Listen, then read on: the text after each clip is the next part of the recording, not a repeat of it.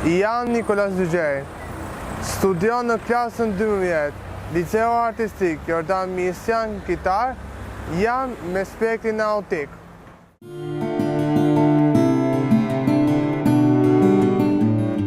Unë kam lidur në Greqi në Afin. Dhe sa vjeç erdhe në Shqipëri? Në 2002. Në 2002 Në 2000. Në vitin 2000. Sa vjeç ishe kur fillove klasën e parë? Po, në 9 vjeç fillon klasën e parë. Po, si quaj mësuesja jote e parë? Zysh Luli. Zysh Luli. Po. E do? E do shumë? Po. Po pse e do mësuesja Luli? Sepse zysha ime më e mirë është zysha ime duhet të jetë fort. E do fort? Po, më merr malli për shokëve shoqët e klasës time. Po tani si është marrëdhënia në lice? Jam vetë. Si fillon dita jote? Kur zgjohesh ti? Dita ime zgjohen në 6 mëngjesit. Në 6 të mëngjesit, po? Ikim që në 7 në shkollë, që mos bëhem vones. Ikim më shpejt, në kombecinë edhe për të ikur në shkollë, dhe nga shkolla vini këpë në shtëpi. Vetëm? Po. E një Tiranën? E njoh shumë mirë. Kush është rruga jote e preferuar? Kush të pëlqen Tiranë? Çfarë pëlqen? Rruga 5 Maj.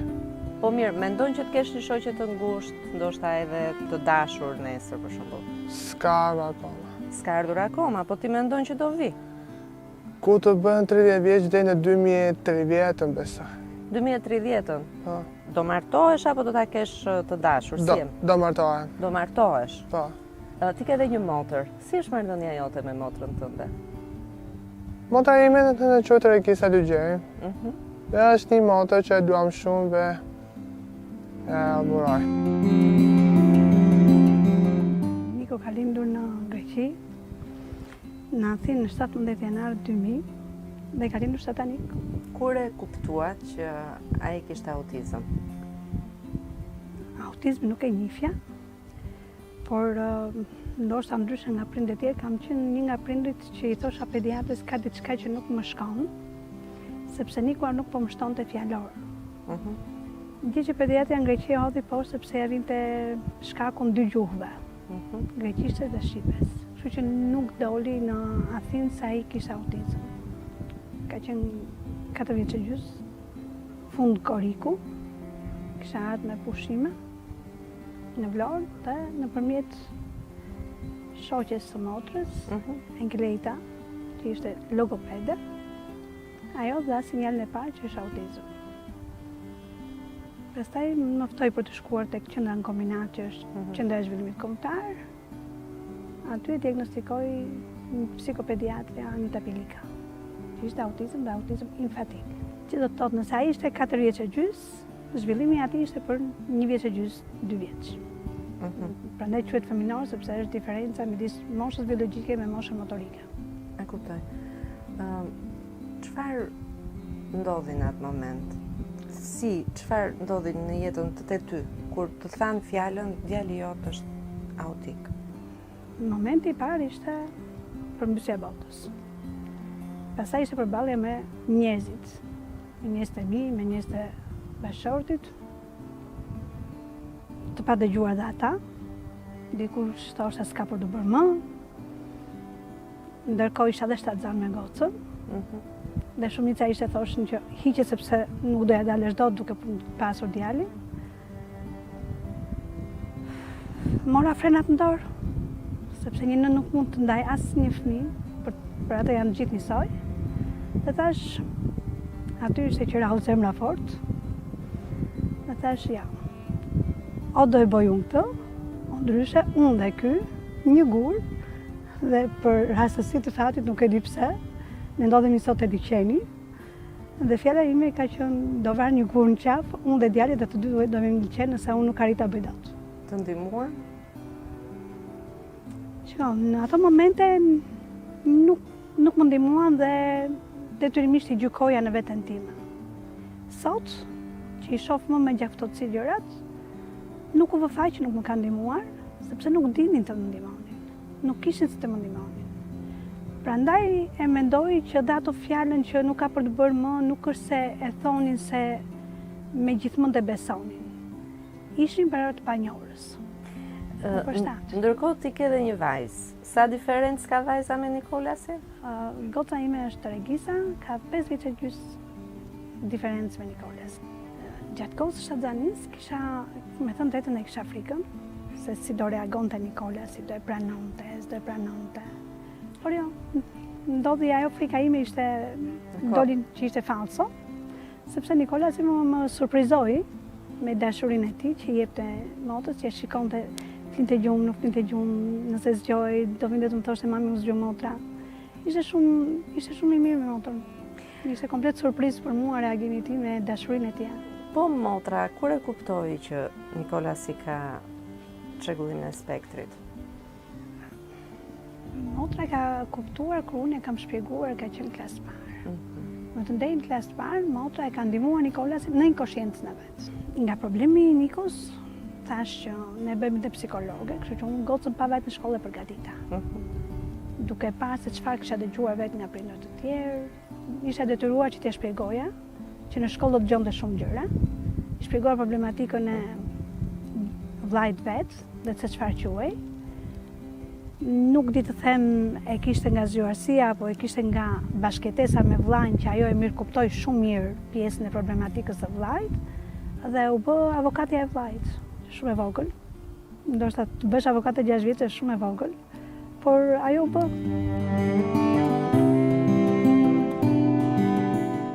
Që të registroj Nikon në klasë parë në 2008, ishte shumë e vështirë, se mund të them që ishte një nga ato fëmijët e parë që kërkonte prindi të frekuentonte të fëmija shkollën. Kryesisht i mbani dhe të mbyllur, sepse nuk e dinin këtë pjesë, nuk i pranonin në shkollë.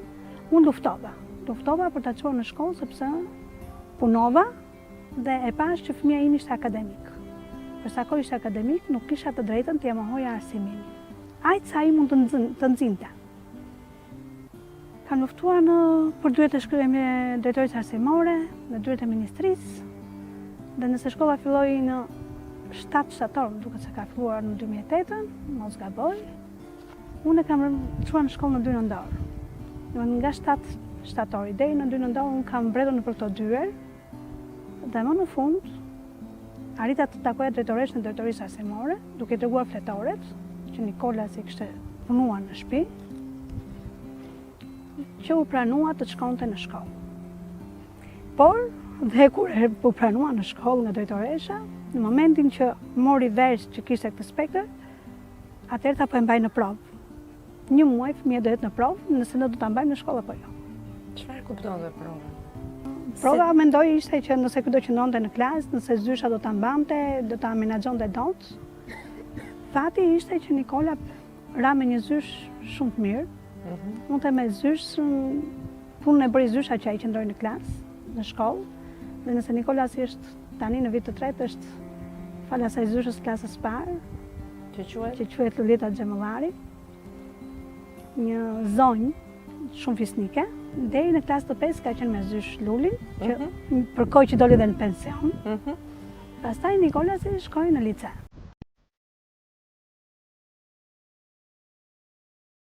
Përtja ishte që Nikolas vetëm në një ambient, që as zyshat nuk ishin dëgjuar asnjëherë çfarë ishte autizmi, dhe Nikolas ishte nxënësi i parë në lice me spektrin autik që shkonte si student. Kështu që ishin dhe nxënësit dhe mësuesët të pa informuar për këtë fenomen, sepse kishte me aftësi ndryshe, por ishin fizike më shumë të tjera.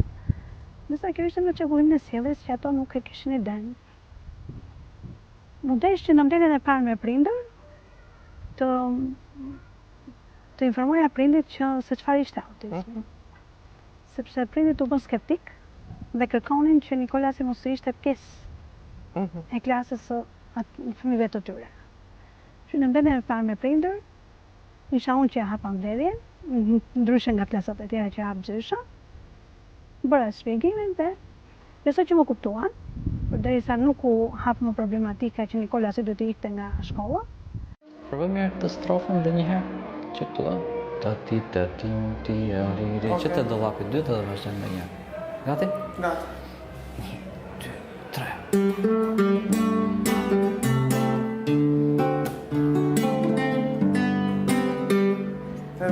Edhe njërë, mundes me të dy gishtat ai dhe më, mos haro. 4. Njëri tjetri.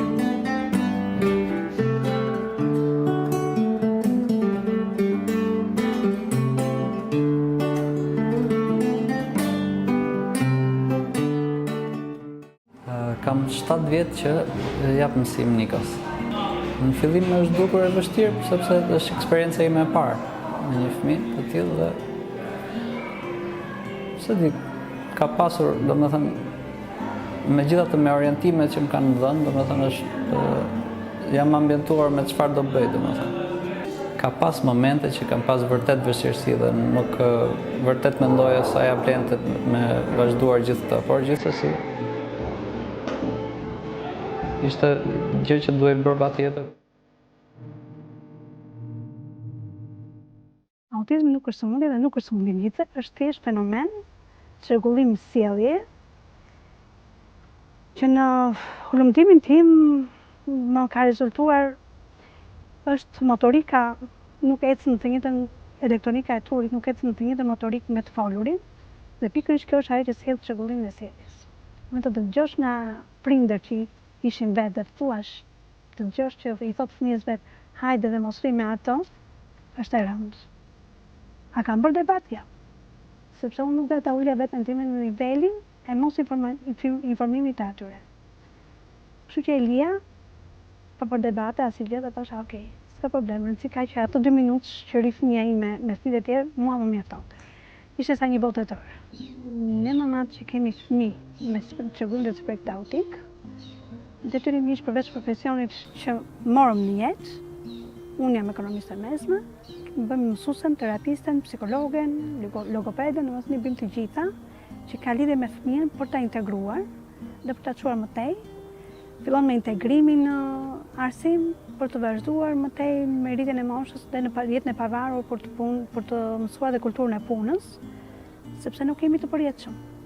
Autizmi nuk zgjedh, autizmi vjen kudo, nuk ka zgjedhje shtreshash, është fenomen i panjohur dhe askush nuk e di se do të vi, por prindi është kryesori. Nëse prindi e pranon që ti qerën e parë, që fëmija i tyre është ky, do ta ndihmojnë. Nëse nuk e pranojnë dhe ecin me mendimin se do bëhet, aty duhet të kenë frikën, sepse fëmijën e tyre bëjnë viktim pikërisht të atij mentaliteti që ata mendojnë dhe jetojnë për shoqërinë. Në momentin që prindi bëhet nën dhe bab, nuk duhet mendoj as komshin, as ambientin ku jeton, as komunitetin, por duhet të mendoj fëmijën se si ta ndihmoj sa më të vogël. Sidomos ky spektër duhet ndihmuar në moshë të hershme, sepse nëse është si puna e atij vagonit të trenit, nëse ikën vagoni dhe ikën lokomotiva dhe vagonat qëndrojnë, atëherë vagoni nuk e kap dot më lokomotivën. Nëse do më pyesje kur ishte Nikola si i vogël, ndoshta do ta mendoja dhe do gëzohesha që do martohesh. Në këto kushte që jetojmë, në këtë botë që jetojmë tashmë, nuk është se jam shumë entuziaste për martesë, sepse shoh një brez të rritur ndryshe, një brez që gjërat i bën me llogari dhe nuk ecën me zemër. Në moment që mungon rajet e zemrës, e kam frikë. Më mirë një shoqe që të ecin disa vite, se sa një martesë që nesër mund të jetë përgjysmë. Sepse gjithë fokusi im tashmë aty është e pavarësia e Nikos. Pjesën tjetër them që Niko e ka arritur. Ajo që më ka ngelur pengë është që shoqëria, po të kishte qenë më afër Nikos, ta kishin pranuar të dilnin bashkë, tashmë Niko do ishte akoma më i pavarur. Në vetëm gjë që s'kam arritur dot dhe prandaj them që Niko është vetëm 90% i bërë 10% që është pjesa e shoqërisë. Nuk e kuptoj dot jetën pa fëmijë. Nuk mund ta imagjinoj vetëm ti me pa ata, jo. Ata janë gjithçka. Unë nëse jetoj sot, jam vetëm fizikisht. Pastaj gjithë pjesa tjetër është Niko dhe Regis. E mendon atë momentin që ti do ta vëzhgosh nga një tjetër vend, Niko? Jo këtu. E mendoj shumë, prandaj dhe kam luftuar që ai të bëhet i pavarur. Jam akoma që do vazhdoj që ai të bëhet i pavarur. Dhe shpresoj shumë që kur ai të arrijë pavarësinë e plotë, shpresoj shumë që atëherë do ta kuptoj që mami një ditë nuk do jetë. Jo, nuk do dalë nga mami asnjëherë.